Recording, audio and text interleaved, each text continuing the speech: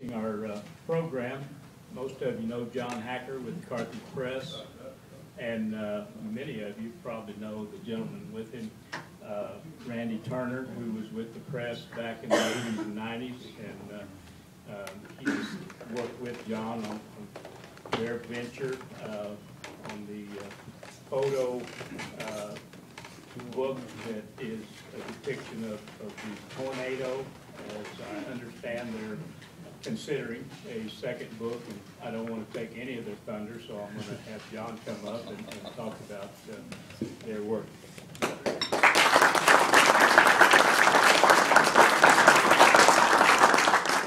Thank you, Bob. Am I on? Yeah. All right. Thank you, Bob. It's a pleasure to be speaking in front of you guys. I know most of you.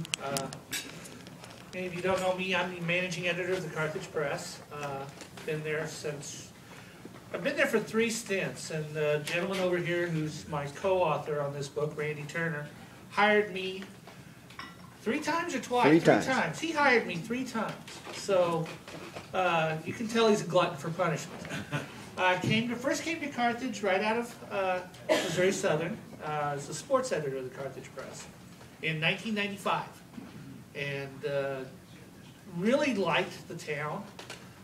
Sports, I like sports, but when you're a sports editor, you've got to live it, eat it, breathe it, and drink it. And I'm a news guy, so when I got a chance to go do a news job in Baxter Springs, Kansas, I went to Baxter Springs for 3 years, and then ended up coming back here in 1998 as a lifestyles editor. Got to know the town a lot better. It was 9 months then, and really got to know a lot of neat things about this town.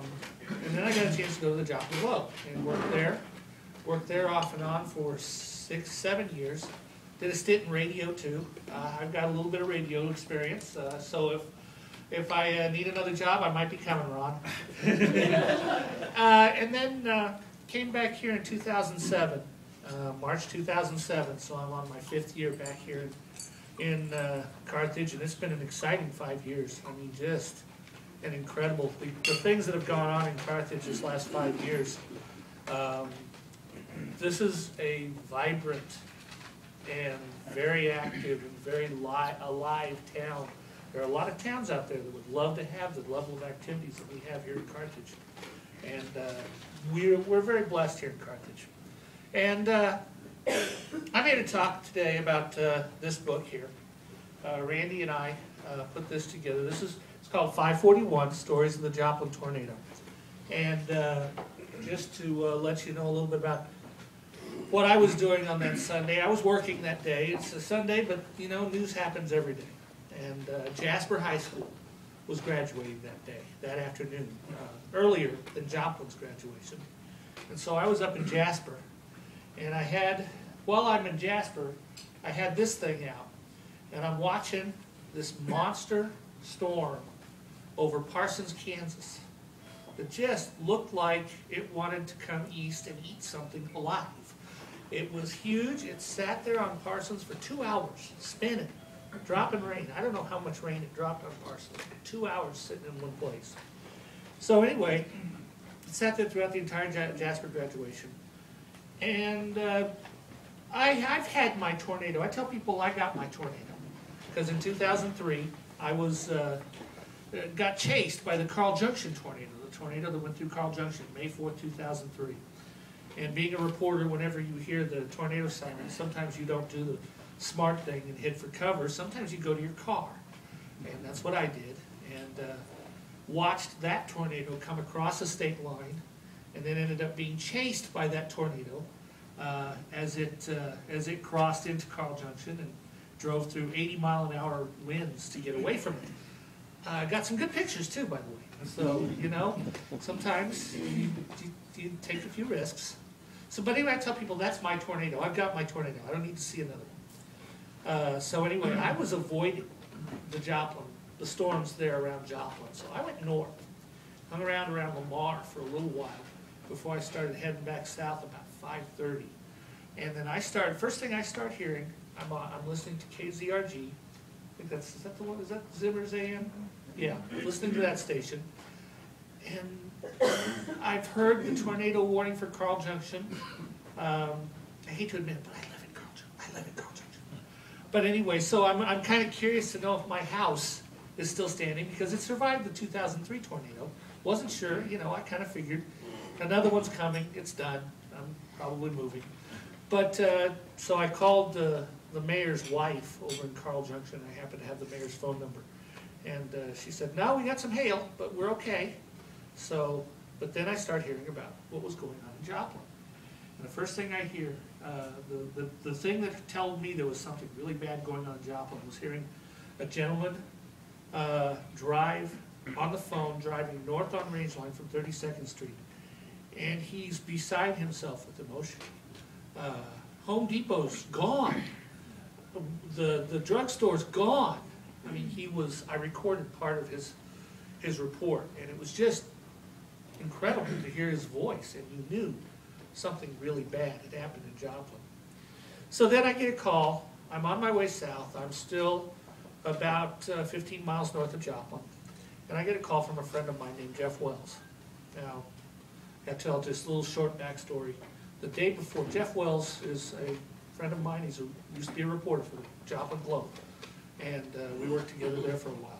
His mother lives at 22nd and Illinois, across the street from real close to the high school. I'd been there visiting. He'd been up visiting that whole previous week, and I had been at that house on Saturday, visiting him and visiting his mother. So anyway, he had left that morning, was down to the Red River. When he'd gotten on the phone and called his mother and his grandmother. His 91-year-old grandmother lives close by, still lived on her own. Got on the phone and managed to talk them into taking shelter. They generally don't take shelter when there's a tornado warning. You know how we are when the tornado warnings are. Before May 22nd, you know how we were. So anyway, he talked his mother into taking shelter. He got her to go to her bathtub and got his grandmother to go to her bathtub. And then he calls me and says, will you go check on them? And generally, I try to stay out of disaster areas because you really don't need a lot of people driving around. It gets in the way. But I followed, I said, okay, I'll go check. So I got into Joplin about half hour after the storm hit. And I'm driving in on Indiana Avenue. And started seeing things out of place. Almost as soon as you got down to Landreth Park. I went in through Landreth Park. And you could see things blown around. There were shingles in places where there shouldn't have been shingles. And then you get down past 7th Street, and things are in the trees. There are things in the trees, pieces of wood. Then you get between 15th and 20th on Indiana, and that's where you saw damage. And it looked a lot like Carl Junction did in 2003. Some trees blown down, some houses that lost their roofs. We were weaving through down Indiana. You had to do some weaving to get around some of the trees. Then you hit 20th Street. And the description I use in the book, what I'm describing to you is the second story in our book here. I described it as post-apocalyptic. I couldn't find another word to describe what I saw when I hit 20th Street, because everything, it opened up. It was like, I didn't recognize the place I'd been 18 hours before. It did not look at all like what I knew. I knew that area. So I ended up parking in the Faith Lutheran Church parking lot, 22nd in Wisconsin, and walking in. One of the things I noticed, first thing you notice, is the smell of natural gas. It's everywhere. I've been in houses where you had natural gas leaks, and even then it wasn't that strong. Just incredibly strong odor, and the air felt heavy. And above you were clouds that looked like this. I've been seeing these clouds all evening. Before the tornado, these clouds were white and gray. They're those puffy clouds. They're called mammatocules. That's the official word. But they're the puffy clouds you see under a storm. They were gray and white. But over Joplin, they were this color. They were tan. And I learned from the meteorologist that that was the debris that had been thrown up by the tornado, the dust. The dust was, it was still in the sky and it was coloring those clouds. So anyway, I got parked and walked in. I started walking in. You couldn't drive any further. There were things in the way. I'm carrying my camera. I've got a tape. I've got a digital audio recorder with me. I'm a reporter. It's what I do. You know, I'm in a disaster area. I'm looking around, and every once in a while, first, I barely got out of my car when a gentleman came out of one of the apartment complexes and asked me, "What's happened? Where are people?" And you start seeing people come out. They're bloody. They're covered. Their clothes are in rags, torn up. And this gentleman asked me, what's happened? And I told him, we had a tornado. He had been in the second floor of an apartment complex and been thrown from one apartment to another. But he survived, and he was remarkably uninjured. So I talked to him for a few minutes and he told me what happened to him. And that was the neat thing. Everybody I saw that day as I walked through the damage area, they were eager to talk. They were eager. They wanted to tell me what had happened to them. And they were trying to get I figured out now, they were trying to get a grip on what had just happened to them. And, they wanted to tell people, this is, oh my gosh, this is what happened to me. It's so incredible. And they're also trying to come to grips with what they're seeing around them. Because what had been a fairly, you had a lot of trees in that area of Joplin. And they were stripped, the trees that were left were stripped of bark. Something I've seen in pictures. Saw that in pictures of Greensburg from 2006, I believe. 2007 maybe. So anyway, I walk along and finally I come up on this little white car, little white compact car. And it's covered with a black plastic tarp. Couldn't tell it looked a lot like a car you come up on if it's a fatality accident on the highway. Sometimes the fire department will put a tarp over it. But there was a gentleman who was walking around the car begging people to help him get into that car. So at that point I put the camera down and put the recorder down. And there were a couple people with crowbars. And we start trying to break into this car. His wife is in the driver's seat. His wife's mother, his wife's in her 50s, probably 60s maybe. His wife's mother's in the passenger seat. He'd been in the back seat. And he said when you look at him, he had this big knot on the side of his head, on the side of his cheek. And I asked, "Are you okay? Are you sure you don't have something broken?" He said they'd been lying in the car. He was lying in the back seat. He lifted his head once to look up. He thought a 2x4 hit him in the face. His wife and his mother-in-law are in the front seat. They're cut up pretty bad. And so finally we managed to break. I don't know how that car, because this is the heart of where some of the strongest winds hit. So why that car was still on the road, I don't know. But anyway, we finally got to the point where they were almost out. I snapped a couple pictures at that point. And then I moved on. They got the doors open, started to get them out. I moved on to try to get down to Jeff's mother's house. I'm on my way down there. I've just left the car when I do get one text message. It's the only message I got in 3 hours. In the 2 to 3 hours that I spent in the damage area, it says Jeff texted me and told me his mother got out. And she was in the hospital. She'd suffered a heart attack during the storm. And a heart attack and a couple of broken ribs too. So, but she was okay. She was in the hospital. She ended up fully recovering. His grandmother, she too had survived and had gotten help. They helped her out. She had scrapes. She did end up having a stroke a couple of weeks later, but they attribute to the tornado. But our book here, that's my story. Our book we collect 34 different stories. 17 of them were written by the authors that experienced them. We've got stories as long as a couple thousand words. One gentleman wrote, how long was the shortest story we had in there? I think he wrote about 168 words. 168 words. But it was all he had to say. It was his experience, and he described in that 168 words a lifetime is full of experience, a life experience. We've got, I've got interviews.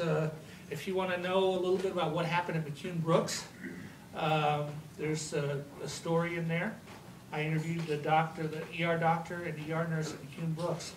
And Bob will tell you, Bob Copeland will tell you back there, he's probably told you guys already, but the experience, McCune Brooks' experience, the experience at McCune Brooks was absolutely incredible. Their emergency room saw 300 people. Was it 300 people, is that right? Bob? Oh, is he still there? But approximately 300 people, I believe, in that night.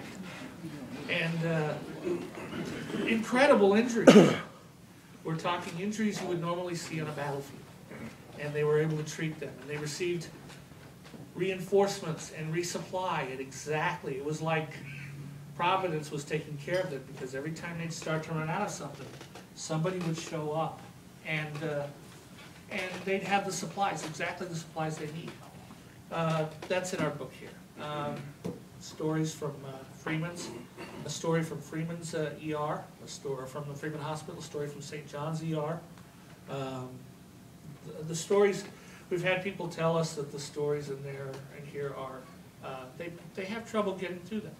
Especially if you live through it, it's hard to read. But it's also, our goal here was to collect these stories as fresh as possible. We wanted to provide original source material to record what happened. Let these people, record in people's own words exactly what happened. And we're working on our sequel. We are working on a sequel to this book. Randy's been collecting stories. I've been writing stories about what's been going on in Joplin in this year since then. And I know people around here participated. I know most of you have probably gone over to volunteer. If your church has probably housed somebody. Carthage churches have been instrumental in housing volunteers, and they were real busy this past month because there were a lot of groups that spent, a lot of groups of students who came. Joplin became a spring break destination, if you could believe it.